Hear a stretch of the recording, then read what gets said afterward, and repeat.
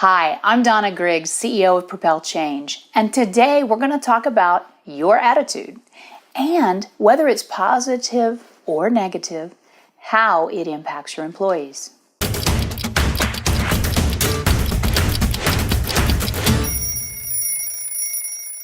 I was speaking at the annual conference for the International Society of Performance Improvement Experts earlier this month.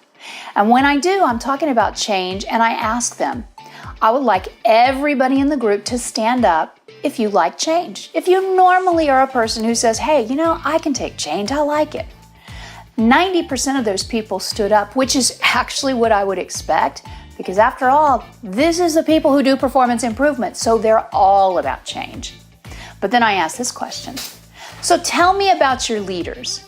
In your leadership group, how many of those people like change? And now stand up if they like change. It was about 20% at that point, which absolutely amazed me. So you can see the huge difference between people who like change and people who don't like change. Now here's what's really important about that. If I am a person who really likes change, what I'm gonna do is say, hey, everybody must like change. By the same token, if I hate change, you better believe that people are going to know I don't like change. So your attitude about whether you like or don't like any change is going to come through, and people are going to listen to that and follow that attitude. There are times when you get a change handed down, and my friend Joey has a great solution for that. So when he has changes that get handed down from on high in the corporation, he gets his group together, the ones that he knows they're hating. It's just like, I can't believe we're doing this, but we still have to accept it. And we have to put on the face for everybody else that says we do. So what he does is he gets his group in a room and he says, starting now, you have 10 minutes to whine and moan about this change. And after 10 minutes is up, we join arms and we go out as a unified force and say, this is what we have to do, this is how we're going to do it, and it's going to be okay.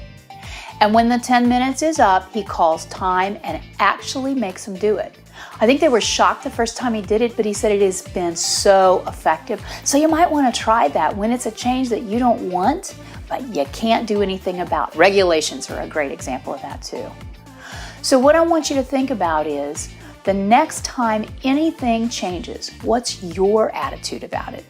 Are you embracing it? Are you saying, hey, you know what? This is going to be great. I love change. Why don't you? I love change. Why don't you is not the answer. Understanding why we should do it, what's it all about, and how does it affect people is what's going to be important. Making sure you keep the attitude that says, I'm in. People see it and they want you to walk the walk and talk the talk. So what message are you delivering? For more topics like this and to learn how we help our clients, visit our website.